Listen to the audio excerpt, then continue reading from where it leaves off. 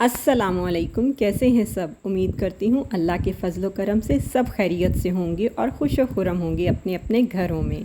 तो जी, अभी तक मैं यहीं पे गांव में हूँ और आज मैं अपनी डेली रूटीन शेयर करूँगी कि गांव में मैं किस तरह पूरा दिन अपना स्पेंड करती हूँ, सुबह से लेके शाम तक की रूटीन।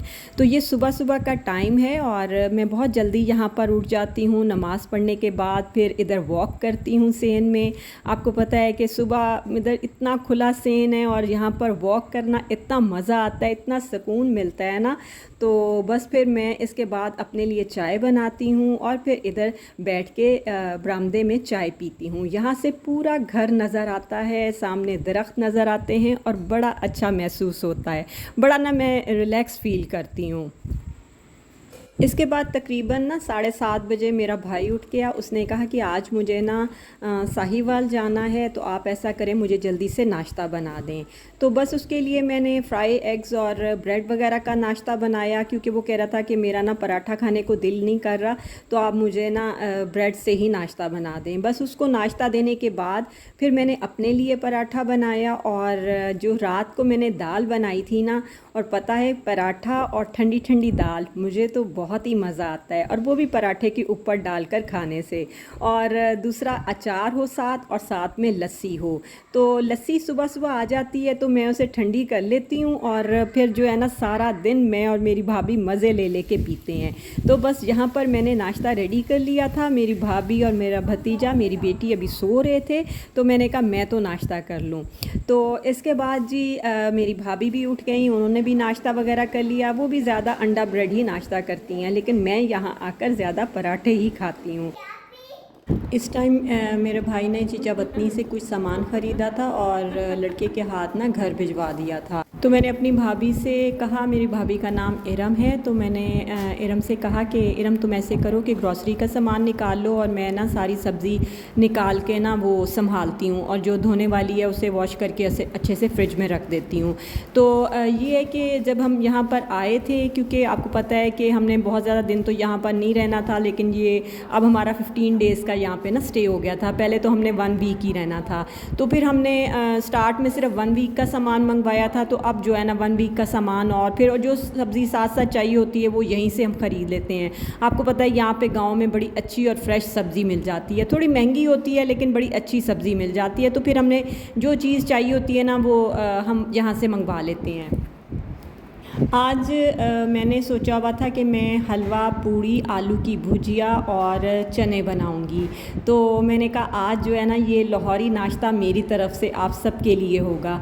तो बस उसके लिए ना मैंने पहले मैदा लिया था, तकरीबन ये होगा 1 किलो मैदा होगा। उसमें मैंने नमक और ऑयल डाल के ना उसे गूंद के सबसे पहले इसी को ही रखना है, क्योंकि तकरीबन इसको आधा घंटा पहले गूंद के रख देना तो फिर बड़ा अच्छे से ये सेट हो जाता है। चने मैंने रात को ही भिगो के रख दिए थे और सुबह उठ के मैंने बॉईल करके रख लिए थे। यहाँ पर मेरा भाई आया था और ये जो है ना फ्लैक्स छोटे छोटे लेके आया, तो बच्चे ना वो बड़े खुश हो रहे थे। सबसे पहले मैं आलू की भुजिया बनाऊंगी, तो इसके लिए मैंने ऑयल डाला था और ऑयल में मैंने तकरीबन 2 प्याज चॉप करके ना वो शामिल कर दिए थे। इसके बाद जी मैंने जब प्याज थोड़े से लाइट ब्राउन हुए तो मैंने इसमें शामिल किया था 2 हरी मिर्चें काट के शामिल कर दी, और साथ ही मैंने इसमें अदरक लहसुन का पेस्ट शामिल कर दिया था। अदरक लहसुन के पेस्ट को मैं थोड़ा फ्राई करूँगी 2 मिनट के लिए। इसके बाद मैं इसमें 2 टमाटर काट के वो शामिल कर दूँगी। अब मैं टमाटरों का मसाले के साथ ना अच्छे से भून लूँगी। अच्छा, ये आलू की भुजिया ना मैं अपने ही स्टाइल में बना रही हूँ, यानी कि जितनी मेरे पास चीज़ें थी ना इस टाइम में उसी से सारा कुछ ये रेडी करूँगी। अब मैंने इसमें नमक और जी इसमें शामिल की थोड़ी सी हल्दी, थोड़ी सी कुटी लाल मिर्चें और थोड़ी सी पिसी लाल मिर्चें, ये शामिल करने के बाद थोड़ा मैंने मिक्स किया। उसके बाद मैंने इसमें गोल कटे हुए आलू शामिल कर दिए। अब मैं इनको अच्छे से मिक्स करूँगी, मतलब कि तकरीबन 4-5 मिनट के लिए अच्छे से भून लूँगी। फिर मैं इसमें थोड़ा पानी मिक्स करूँगी और हल्की आंच पे ना फिर इन्हें पकने के लिए रख दूँगी। साथ ही मैंने चने बनने के लिए रखने थे, क्योंकि काफ़ी चीज़ें बनानी थी, तो मैंने कहा कि साथ साथ ही काम स्टार्ट कर देते देते हैं। तो बस चनों के लिए सबसे पहले मैंने उसमें ऑयल डाला था। अब देखें मैं आलूओं में पानी डाल के तो बस मिक्स करके तो हल्की आंच पे इसे पकने के लिए रख दूँगी, बाकी चीज़ें मैं बाद में शामिल करूँगी। उधर मैंने चनों के लिए ऑयल डाला, ऑयल में मैंने 2 प्याज चॉप करके वो शामिल कर दिया। अब मैं प्याज को ना हल्का सा लाइट गोल्डन कलर दूँगी। इस वक्त ना मैं अपनी हेल्पर से पूछ रही थी कि तुम्हें हलवा बनाना आता है, तो वो कह रही थी नहीं बाजी मैंने ना कभी हलवा नहीं बनाया, क्योंकि मेरे बच्चे ना मीठा नहीं खाते इतना, तो इसलिए मैं ना हलवा नहीं बनाया। तो मैंने कहा चलो आज मैं बनाती हूँ तो तुम सीख लेना। तो कहती है चले ठीक है। इधर जब चनों के लिए प्याज थोड़े लाइट गोल्डन हो गए ना, फिर मैंने उसमें अदरक लहसुन का पेस्ट शामिल कर दिया था। थोड़ा सा पानी डाल दिया मैंने ताकि प्याज का ना अच्छा सा कलर निकल आए। साथ ही मैंने 2-3 हरी मिर्चें शामिल कर दी थी। अब मैं इनको अच्छे से मिक्स करूँगी। इसके बाद मैं इसमें टमाटर शामिल करूँगी। मेरे पास ना इस वक्त दही नहीं था, वरना मैं इसमें टमाटर ना शामिल करती, दही शामिल कर देती। लेकिन मैंने कहा चलो अब ना टमाटर ही शामिल करके तो मसाला अच्छे से भून लूँगी और फिर अब इसमें स्पाइसेस शामिल करूँगी।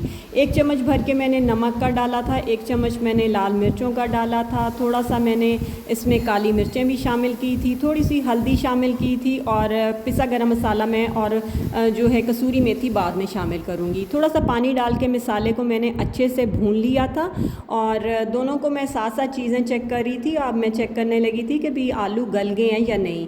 लेकिन आलूओं में ना थोड़ी सी अभी मुझे कसर महसूस हुई, तो फिर मैंने ना हल्की आंच पे उनको दोबारा से ढक के रख दिया था। जब मसाला चनों के लिए अच्छे से भुन गया तो फिर मैंने उसमें चने शामिल कर दिए। ये तकरीबन ना 1 किलो चने थे, मैंने सारे ही भिगो दिए थे। मेरी भाभी ने कहा था कि कुछ हम चने रख लेंगे, बाद में आलू चने की चाट बना लेंगे। तो मैंने काफ़ी ज़्यादा चने बनाए थे, क्योंकि आपको पता है कि यहाँ पर हमारी हेल्पर्स भी हैं, बाहर लड़के भी जो काम करते हैं। तकरीबन ना 3 लड़के बाहर होते हैं जो कि ज़मीनों पे काम करते हैं, तो वो भी खाना फिर जब हम यहाँ पर होते हैं ना तो खाना फिर यहीं पर आकर खाते हैं। मेरा भाई कहते हैं कि भी जो है ना खाना उनके लिए भी बनाया करो, फिर वो घर आके ही खाते हैं। तो बस जब आलू की भुजिया हो गई थी ना, तो फिर मैंने इसमें थोड़ा सा पिसा गरम मसाला और कसूरी मेथी शामिल कर दी थी और बस अब मिक्स करके तो मैं इसे ढक के रख दूँगी। धनिया वगैरह ना एंड पे शामिल करूँगी। उधर जो है जो बाकी चने बचे हुए थे वो मैंने कहा शॉपिंग बैग में डाल के ना फ्रीज़र में रख देती हूँ। अच्छा, चने जब मैंने डाले थे ना सालन में, तो फिर मैंने 3-4 मिनट के लिए ना उनको अच्छे से मिक्स कर दिया था और मैंने चनों का पानी भी उसी में शामिल कर दिया था और थोड़ा सा और ऊपर पानी डाल के ना हल्की आंच पे पकने के लिए रख दिया था। बस जब चने रेडी हो जाएं तो ऊपर से मैंने पिसा गरम मसाला और थोड़ी सी कसूरी मेथी शामिल कर दी थी।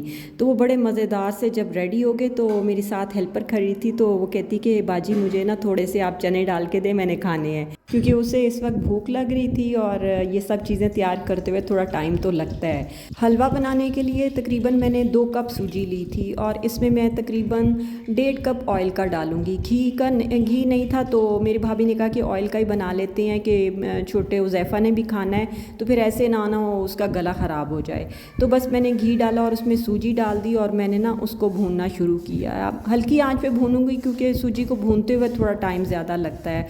और शीरा ना मैंने पहले ही रेडी कर लिया था। शीरा बनाते हुए तकरीबन मैंने 5 कप उसमें पानी शामिल किया था और इसमें तकरीबन मैंने 2 कप चीनी के शामिल किए थे। तो बस शीरा जब रेडी हो गया तो फिर मैंने साइड पे रख के फिर मैंने सूजी भूनना शुरू कर दी थी और जब सूजी अच्छी तरह भून गई, काफ़ी अच्छा कलर आ गया था, तो फिर मैंने ना आहिस्ता आहिस्ता इसमें वो शीरा डाला और क्योंकि इसके छींटे बहुत उड़ते हैं ना, तो वो फिर मैंने गैस बंद कर दी थी, तो वो बेहतर होता है। तो फिर बस गैस दोबारा ऑन की और हल्की आंच पे ना मैं पका रही थी। तो जैसे जैसे गाढ़ा हो रहा था तो बस फिर जब ऑयल छोड़ देगा तो ये हलवा रेडी हो जाएगा। सूजी भूनते हुए मैंने इसमें 2-3 सब्ज़ इलायचियाँ डाल दी थी और शीरे में भी 2-3 इलायचियाँ डाल दी थी। इसके अलावा बादाम पिस्ते थे नहीं, तो मैंने कहा चलो रहने दें, ऐसे ही बना लेती हूँ। वैसे भी इधर ना मेरा भाई को बहुत ज़्यादा बादाम पिस्ते उसमें पसंद नहीं करता, तो मैंने कहा अच्छा चलो रहने ही देते हैं, ऐसे ही बना लेते हैं। इधर फिर मेरी भाभी जब किचन में आई तो मैंने कहा अच्छा थोड़ा सा तुम भी हलवा चेक करो, और अपनी हेल्पर को भी चेक करवाया। तो उन्होंने कहा कि थोड़ी सी ना हमें चीनी कम लग रही है।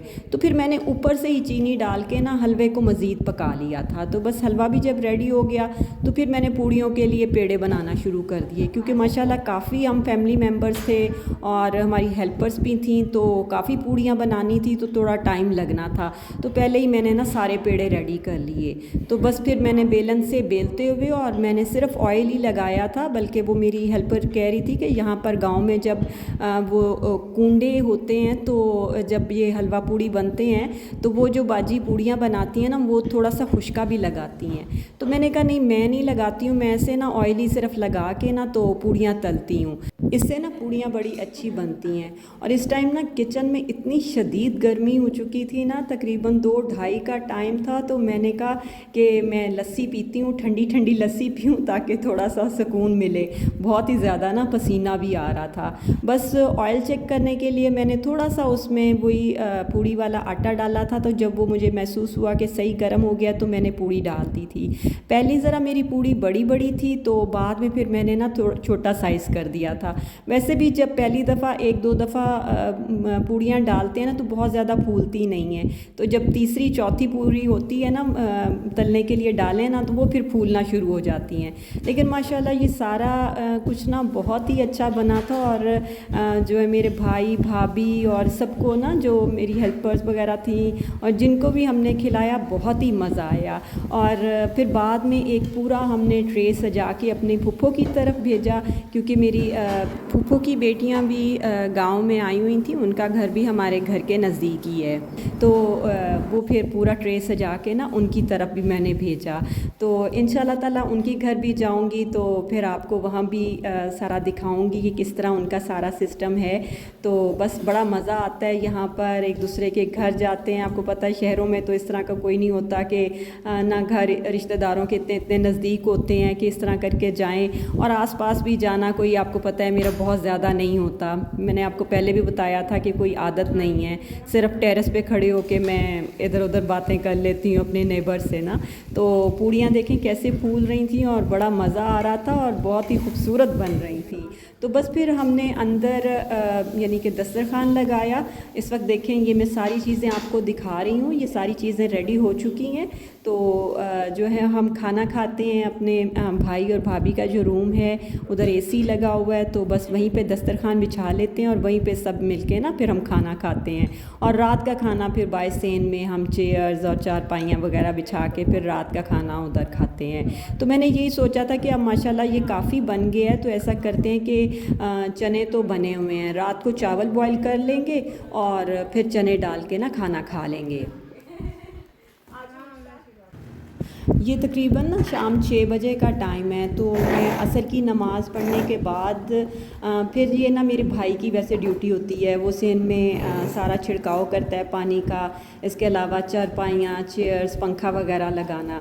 लेकिन आज ना वो ज़रा अपनी ज़मीनों पर गया हुआ था क्योंकि वहाँ तिल लगाने थे, तो इस वजह से ना तो फिर मैंने कहा अच्छा मैं पहले सेन में छिड़काव किया, फिर सारा अच्छे से झाड़ू लगाया, फिर चेयर्स चारपाइयाँ पंखा वगैरह लगाया। तो जब वो आया तो बड़ा खुश हुआ कि आज तो सारा कुछ सेट हो गया है। तो मैंने कहा हाँ मैंने सारा मैदान सजा लिया, आ जाओ बैठो और चाय पीते हैं।